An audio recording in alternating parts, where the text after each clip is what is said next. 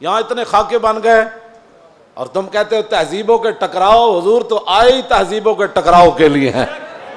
تہذیبیں نہیں، حضور آ گئے. ہم ان تہذیبوں پر تھوکتے بھی نہیں ہیں جن کو تم تہذیب کہتے ہو. جن کو اپنی ماں اور بہن کا پتہ نہیں ہے وہ کون سی تہذیب ہے؟ ہاں جی. جن کو خنزیر اور بکری کے فرق کا پتہ نہیں ہے وہ کون سی تہذیب ہے؟ بزدلو، جو دین کی ترجمانی نہیں ہوتی تو پھر ایسے لوگوں کو میدان میں لاؤ جو دین کی ترجمانی کر سکے. دین کے لبادے بھی اوڑے ہوئے اور جناب بڑے بڑے جبے اور دستاریں بھی تم نے پہنی ہوئی ہیں اور حضور کی عزت پر بات نہیں کر سکتے تم. اور تمہاری یہ عزتیں کس کے لیے ہیں؟ سنو، یہ سارے بہت سارے لوگوں کے مرید ہوتے ہیں اور میرے بارے میں پھر کہتے ہیں آپ نے ہمارے پیر کے بارے میں. میں تو پیر فقیر کے بارے میں بات کرتا ہی نہیں ہوں. داتا صاحب کتنے بڑے پیر ہیں. داتا صاحب نے پتہ کیا لکھا؟ ولی کی ساری زندگی نبی کے ایک سانس کے برابر نہیں ہے.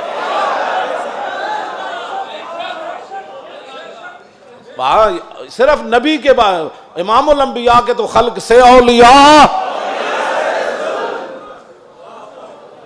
یہ داتا صاحب کشف المحجوب لکھی گل ہن گل کرو تسی. جدوں حضور دی عزت دی گل آوے تے پھر کھڑا کوئی نہ ہوئے پھر وہ پیر ہے.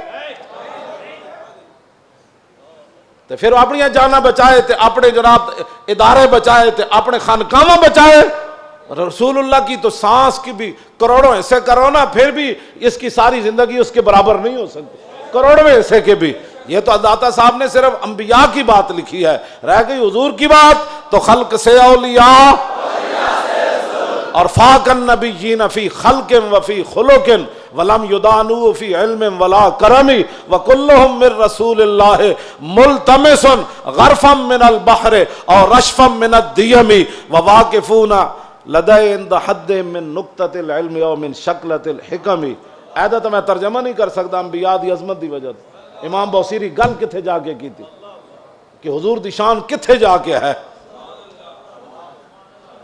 فرمایا سارے انبیاء اور رسل حضور سے یہ عرض کرتے رہے کہ حضور اپنے کرم کا ایک چھینٹا ہمیں بھی عطا فرما.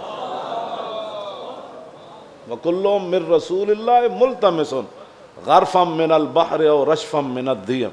یا اپنے سمندر سے ہمیں ایک چلو عطا فرما دو. اے لفظ اے شیر ہوندا نا دائیں بائیں تے حضور نے تو سنیا سی بوسیری نو چادر دیتی. جے دے وچ کوئی گل ہوندی تے حضور نے فرمانا سی بوسیری شیر کٹ دے.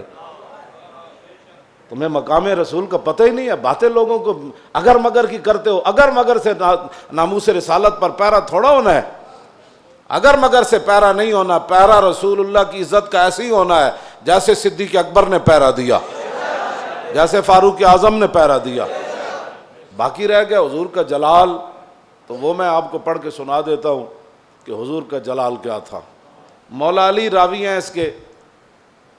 اب مولا علی کیا کہتے ہیں, غزوہ خندق کے موقع پر جب رسول اللہ پہرا دے رہے تھے ہمارے ساتھ کھڑے ہو کر, 25,000 کا لشکر خندق کے کنارے کھڑا ہے اور وہ یہ چاہتے ہیں کہ عمر بن عبد ود کی طرح ہم اپنے گھوڑے دوڑا کر خندق کو عبور کریں اور مدینہ پاک پر حملہ آور ہو جائیں, حضور پر حملہ آور.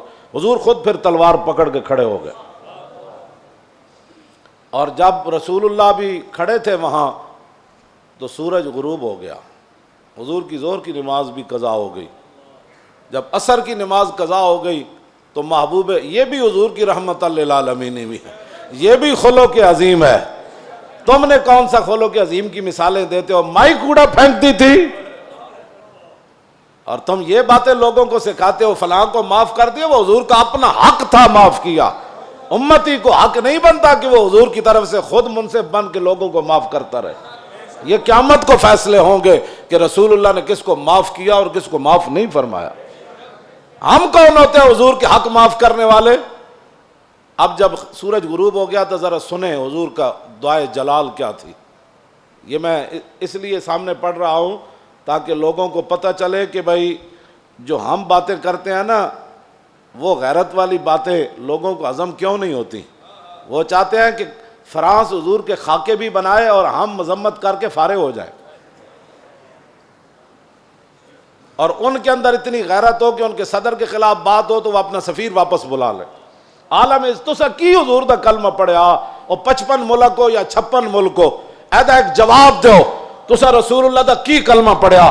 صرف انہیں اتنی گل کی تھی صدر دا دماغ خراب ہے، یہ صدر دا دماغ خراب ہے۔ اردگان اے گل کی تھی، انہوں نے غیرت آئی، انہوں نے اپنا سفیر بلا لیا تے رسول اللہ تے گھر دے بھی انہوں نے خاکے بنائے۔ تساں کی غیرت کی تھی؟ اور جڑے غیرت دا سی سبق دیندے ہاں، تسی فرانس دے خلاف ساڑھے مسیطہ تے حملے کرنے ہو، علماء دے تسی جلوس بند کیتے، نہیں جی اجازت نہیں ہے، حالات نہیں ٹھیک۔ اور کیڑے حالات اسی بنائے؟ تساں بنائے حالات خراب، تساں یہود و نصارہ دی ایجنٹی کی تھی، تساں چوڑی بار بھیجی اور تساں چوڑی بار بھیجی، اور پھر تم نے اس پر فخر بھی کیا، تم نے اس پر فخر بھی کیا۔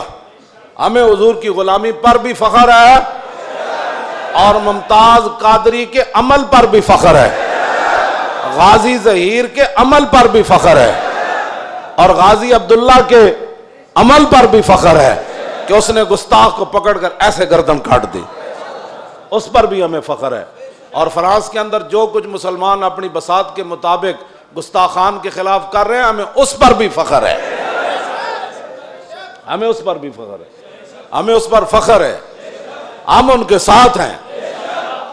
تم گستاخ کو چھوڑ کر کہتے ایک چھوٹے سے گروہ تھا اور ہم نے اس کو اندر کر دیا اور چوڑی کو چھوڑ دیا، تم نے اس پر فخر ہے، اور اس فخر پر قائم رہنا، دنیا میں بھی قائم رہنا ہے تم نے، اور قبر میں بھی قائم رہنا ہے، کل حشر میں بھی تم نے اس پر قائم رہنا ہے۔ اور ہم دنیا میں بھی قائم کھڑے ہیں کہ ممتاز قادری کے ساتھ کھڑے ہیں، ہم تمام غازیان اسلام کے ساتھ کھڑے ہیں، ہاں جی تمام محافظان ناموس رسالت کے ساتھ کھڑے ہیں، ہم اس پر فخر ہے، اور ہم کل قبر کے اندر بھی ہمیں اس پر فخر ہے، اور کل قیامت والے دن تو پھر بات ہی رسول اللہ کی ہے۔ حضور کا جلال دیکھیں،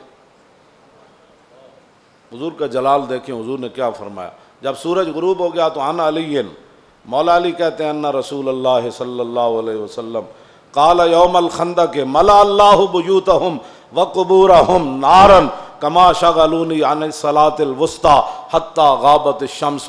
مولا علی فرماتے ہیں جب سورج بالکل قریب جا پہنچا اور غروب ہونے کے جب قریب ہوا تو حضور نے اس وقت کیا فرمایا، یا اللہ انہوں نے ہمیں عصر کی نماز نہیں پڑھنے دی، اب ان کا کیا علاج ہے؟ یا اللہ ان کے گھر بھی ان کی قبریں بھی آگ سے بھر دے۔ یہ بھی تو بتاؤ نا خلق عظیم، یہ بھی لوگوں کو بتاؤ۔ کہتے حضور نے یہ جملہ فرمایا ادھر سورج غروب ہو گئے، تو یہ بھی بتاؤ کہ رسول اللہ نے کیا بات فرمائی پھر اس موقع پر۔ یہ تم نے حدیثیں سنائی ہوتی نا تو کسی کافر کی جرت نہیں تھی کہ وہ حضور کے بارے میں بات کرتا۔